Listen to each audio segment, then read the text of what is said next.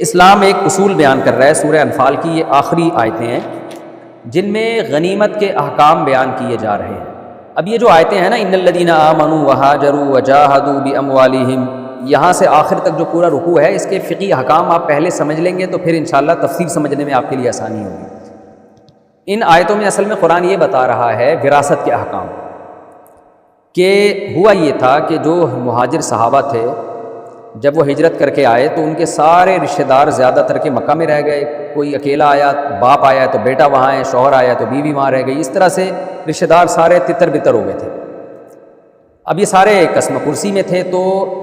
نبی صلی اللہ علیہ وسلم نے کیا کیا کہ مہاجر صحابی کو انصار کے حوالے کیا، ایک ایک انصاری نے ایک ایک صحابی اپنے ذمے لے لیا، تو عقد موالات ہوا۔ عقد موالات کا یہ بھی ہر چیز میں ہم برابر کے شریک ہیں، میں جو کماؤں گا آدھا تمہارا آدھا میرا، اس طرح کا ایک ایگریمنٹ ہوا سب میں۔ تو اب چونکہ رشتہ دار تو سارے مکہ میں تھے صحابہ کے، تو اسلام نے شروع میں یہ آرڈر دیا کہ جب بھی کسی مہاجر صحابی کی وفات ہوگی تو ان کی وراثت اس انصار صحابی کو ملے گی جنہوں نے ان سے ایگریمنٹ کیا ہوا ہے، عقد موالات کیا ہوا ہے، کیونکہ ان کے رشتہ دار وہاں تھے، مکہ میں تھے، تو ان کو وراثت نہیں ملے گی، کیونکہ مکہ دار الحرب ہے۔ اگرچہ وہ مسلمان ہیں لیکن چونکہ ہجرت نہیں کی ہے، تو ہجرت نہ کرنے کی وجہ سے رشتہ داروں کو آپس میں وراثت نہیں ملے گی، اسی رشتہ دار کو ملے گی جو ہجرت کر کے آیا ہوا۔ تو اگر کوئی رشتہ دار نہیں ہے تو پھر اس انصار صحابی کو مل جائے گی جنہوں نے ان مہاجر صحابی کو اپنے گھر میں رکھا اور اپنے مال میں شریک کیا، تو وراثت کا حقدار بھی وہ انصاری صحابی ہے، اور انصار کا انتقال ہو گیا تو وہ ان کے جو رشتہ دار اگر نہ ہو تو مہاجر صحابی کو ملے گی۔ تو ایک حکم تو یہ بیان کیا گیا۔ دوسرا حکم یہ بیان کیا گیا کہ انصار صحابی کو اس صورت میں ملے گی کہ مہاجر صحابی کے رشتہ دار مدینہ میں نہ ہو، ہجرت کر کے نہ آئے۔ اگر کوئی رشتہ دار مدینہ میں ہجرت کر کے آ چکا ہے تو اولو الارحام بعضهم اولی ببعض فی کتاب اللہ، پھر قرآن کہہ رہے رشتہ داروں کو اللہ نے اپنی کتاب میں غیر رشتہ دار پر ترجیح دی ہے۔ تو چونکہ شروع میں تو کم صحابی تھے، مہاجر صحابی تھے، ان کے زیادہ تر کے رشتہ دار مکہ میں ہی تھے، تو اس لیے بہت سے دفعہ ایسا ہوا کہ مہاجر صحابی کا انتقال ہوا تو ان کا کوئی مہاجر رشتہ دار مدینہ میں موجود ہی نہیں تھا، تو ان کی وراثت اس انصار صحابی کو دے دی گئی۔ لیکن بعد میں کیا ہوا ہے کہ بہت سارے لوگ ہجرت کر کے آ گئے، اور یہاں بھی مہاجر صحابہ نے شادیاں کی، ان کی اولادیں ہوئیں، تو ان کے اپنے ریلیٹیو اتنے وجود میں آ گئے کہ پھر کیا ہوا کہ رشتہ داروں کو وراثت ملنا شروع ہو گئی، پھر انصار صحابی کو جو مددگار تھے ان کو نہیں ملتی تھی وراثت، تو وہ اس وجہ سے کہ ان کے رشتہ دار بہت پیدا ہو گئے تھے مدینہ میں۔ تو ابتدا اسلام میں حکم یہ تھا کہ مکہ سے جو صحابی ہجرت کر کے مدینہ نہیں جائے گا اس کو مہاجر صحابی کی وراثت میں حصہ نہیں ملے گا، کیونکہ مکہ دار الحرب تھا۔ لیکن جب ہجرت ختم ہو گئی تو یہ حکم بھی منسوخ ہو گیا۔ آج اگر کوئی انڈیا میں فار ایگزامپل پاکستان کا کوئی جیسے یہاں انڈیا سے ہجرت کر کے لوگ پاکستان آئے نا، تو اب یہاں کسی کی ڈیتھ ہوتی ہے تو اس کا باپ اگر انڈیا میں ہے، یا انڈیا میں کسی کی ڈیتھ ہوتی ہے اس کا بیٹا پاکستان میں ہے، تو اب یہ حکم نہیں ہے کہ چونکہ وہ ہجرت کر کے نہیں آئے تھے تو وراثت نہیں ملے گی، اب جو ہے وراثت ملے گی، کیونکہ حدیث میں آتا ہے لا ہجرت بعد الفتح، فتح مکہ کے بعد ہجرت نہیں ہے۔ ہجرت نہ ہونے کا مطلب جو ہجرت کے شرعی احکام تھے اب وہ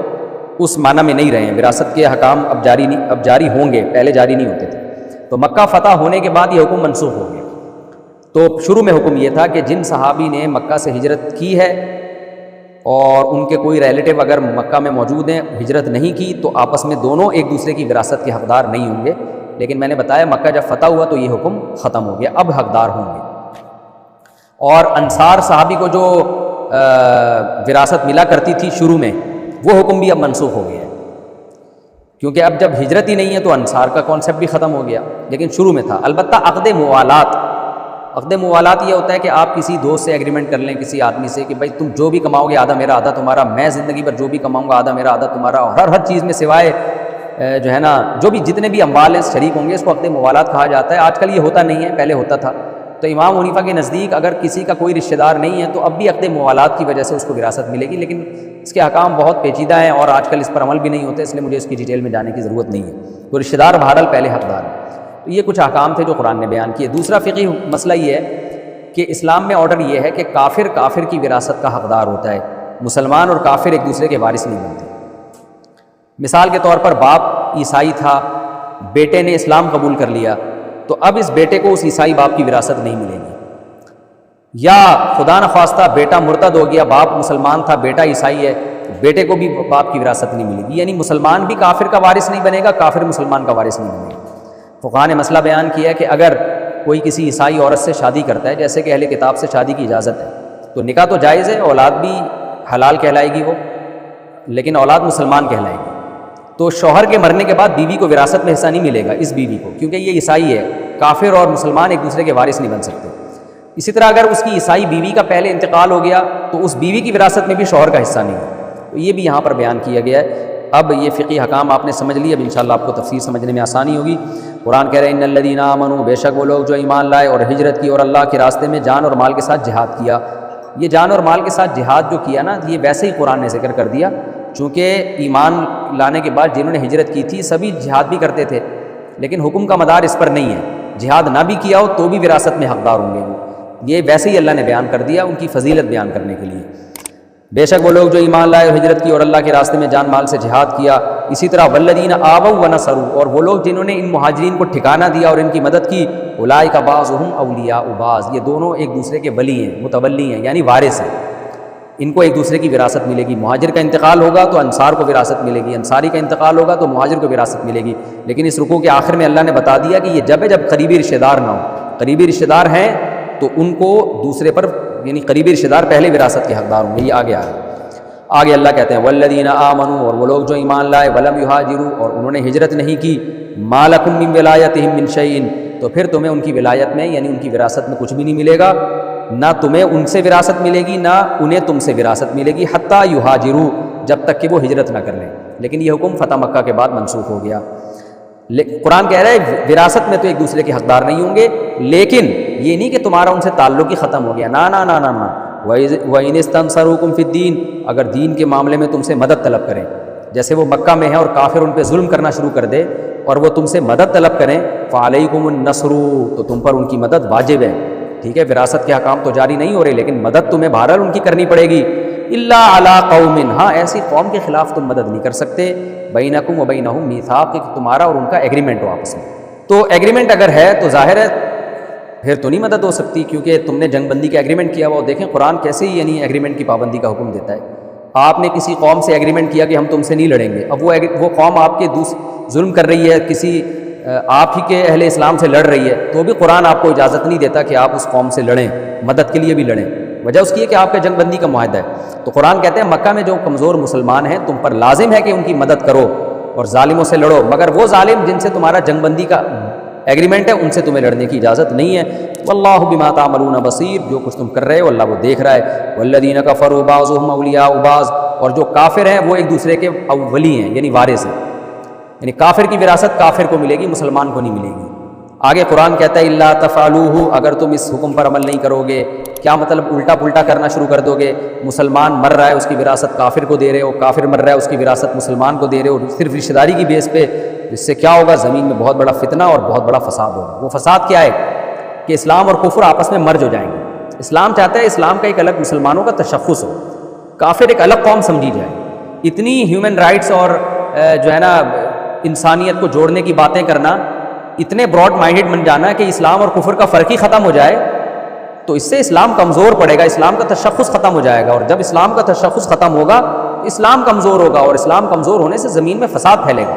اس لیے اللہ کہہ رہے ہیں کہ اتنا براڈ مائنڈڈ مت بنو کہ کافر مرنے کے بعد مسلمان کو وراثت مل رہی ہے، مسلمان کے مرنے کے بعد کافر کو وراثت مل رہی ہے، یہ بہت بڑے فساد اور فتنے کا ذریعہ بنے گی یہ چیز۔ اس لیے ایک لکیر بیچ میں ہونی چاہیے ایمان اور کفر میں، ٹھیک ہے وہ تمہارے رشتہ دار ہیں کافر، ان سے تم اچھا سلوک کرو جیسے کہ قرآن میں دوسرے مقام پر ہے، مگر اتنا ریزرو رہنا ضروری ہے، ان کو بتا دیا جائے بھائی مرنے کے بعد کوئی وراثت نہیں ہے، نہ ہماری تمہیں نہ تمہاری ہمیں، یہ اللہ نے صاف لفظوں میں آرڈر کر دیا۔ کافر ایک دوسرے کے وارث بنیں گے اور مسلمان ایک دوسرے کے وارث بنیں گے، مسلمان اور کافر ایک دوسرے کے وارث نہیں بن سکتے۔ آگے اللہ کہتے ہیں والذین آمنوا وہاجروا وجاہدوا فی سبیل اللہ، جو لوگ ایمان لائے، ہجرت کی اور اللہ کے راستے میں جہاد کیا، اور جن لوگوں نے والذین آووا ونصروا، جنہوں نے مدد کی اور ان کو سپورٹ کیا، اولئک ھم المؤمنون حقا، یہی اصل میں کامل مومنین ہیں۔ یعنی ان کی فضیلت بیان کی جا رہی ہے کہ جو ہجرت نہیں کر رہے ان پر فضیلت ہے ان لوگوں کو جنہوں نے ہجرت کی، لہم مغفرۃ ورزق کریم، ان کے لیے مغفرت اور بہت عزت والی روزی ہے۔ والذین آمنوا من بعد، اور جو لوگ بعد میں ایمان لے آئے، ٹھیک ہے شروع میں نہیں لائے، بعد میں ایمان لے آئے اور ہجرت کی اور تمہارے ساتھ مل کے بعد میں انہوں نے جہاد کیا، فاولئک منکم، تو وہ بھی تم ہی میں سے ہیں، وراثت کے حکام میں وہ بھی تم ہی میں سے ہیں۔ ٹھیک ہے فضیلت کم ہے، لیکن ایسا اس بات کا خطرہ تھا نا کہ یہ کہا جا سکتا تھا کہ بھئی جنہوں نے شروع میں ہجرت کی ہے ان کو تو وراثت ملے گی رشتہ داروں میں سے، جو بعد میں ہجرت کر رہے ہیں ان کو نہیں ملے گی۔ اللہ کہتے ہیں ایسا نہیں ہے، جو بعد میں ہجرت کر رہے ہیں وہ بھی وراثت کے حقدار بن جائیں گے۔ لیکن میں نے بتایا یہ حکم منسوخ ہو گیا فتح مکہ کے بعد، اب ہجرت کریں نہ کریں ایک دوسرے کے وارث بہرحال بنیں گے۔ آگے اللہ فرماتے ہیں وَأُولُو الْأَرْحَامِ بَعْضُهُمْ أَوْلَىٰ بِبَعْضٍ فِي کتاب اللہ، ایک قاعدہ کلیہ یاد رکھو کہ وراثت کے معاملے میں رشتہ داروں کو غیر رشتہ داروں پر بہرحال فضیلت ہے۔ تو یہ جو انصار اور مہاجر ایک دوسرے کے والے وارث بن رہے ہیں، یہ جب ہے جب ان کے قریبی رشتہ دار موجود نہ ہوں، موجود ہوں گے تو وہ پہلے حقدار ہوں گے۔ ان اللہ بکل شیء علیم، اللہ ہر چیز کو جاننے والا ہے، اس لحاظ سے اس نے تمہیں احکام دیے۔ یہ ہمارا رکوع کمپلیٹ ہو گیا۔ جلدی جلدی میں اس کا خلاصہ علمی نقطے بیان کر دیتا ہوں، پھر ہماری سورہ انفال آج کے ایپیسوڈ میں ختم ہو جائے گی۔ پہلا تو حکم یہی ہے کہ نبی صلی اللہ علیہ وسلم کو بتایا جا رہا ہے کہ اے نبی، اگر یہ لوگ جو بدر کے قیدی جو اسلام قبول کر رہے ہیں تو آپ ان کے ظاہر کو دیکھیں، ان کے باطن کو نہ دیکھیں۔ تو اگر ان کے دل میں کوئی خیانت کا خوف ہوگا تو اللہ ان سے انتقام لے گا۔ تو ہمیں بھی اسی توسط سے یہ حکم ہے کہ کوئی بھی غیر مسلم اسلام لاتا ہے، کوئی بھی خیر کی طرف آتا ہے تو ہم نے اس کے ظاہر کو دیکھنا ہے، ہم نے باطن کو نہیں ٹٹولنا۔ ایک حکم تو یہ ہمیں پتہ چلا۔ دوسری بات کہ وراثت کے حکام اللہ نے بیان کر دیے کہ کافر کا وارث ہوگا، مسلمان کا وارث نہیں ہو سکتا، اور مسلمان کا وارث ہوگا، کافر کا وارث نہیں ہو سکتا۔ یہ بہت اہم حکم ہے، آج اس کی بھی دھجیاں اڑائی جا رہی ہیں۔ لوگ یورپ اور غیر مسلم کنٹریز میں جو رہتے ہیں وہ اسلام کے بجائے ان ملکوں کے قوانین کو فالو کر رہے ہیں۔ اسلام نے واضح حکام دے دیے بھائی وراثت نہیں ہوگی، تو اسلام اور کفر میں ایک لکیر ہے وہ برقرار رہے گی بہرحال۔ اور اللہ نے جو لوگ پہلے ہجرت کی اور جہاد کیا ان کی فضیلت بیان کی۔ اس سے پتہ چلتا ہے جو بھی نیکی میں پہل کرتا ہے اس کی فضیلت اسلام میں نیکی میں تاخیر کرنے والوں سے بہرحال زیادہ ہے۔ یہی مختصر اس رکوع میں کچھ علمی نقطے تھے جو میں نے آپ کے سامنے پیش کیے۔ اور ایگریمنٹ کی پابندی کا بھی پتہ چلتا ہے اس سے۔ قرآن کہہ رہا ہے مکہ میں جو کمزور اور ضعیف ہیں وہ مدد طلب کریں تو تم نے مدد کرنی ہے، لیکن ایسی قوم سے لڑنے کی پھر بھی تمہیں اجازت نہیں ہے جن سے تمہارا ایگریمنٹ ہے۔ اس سے پتہ چلتا ہے اسلام زبان کی پاس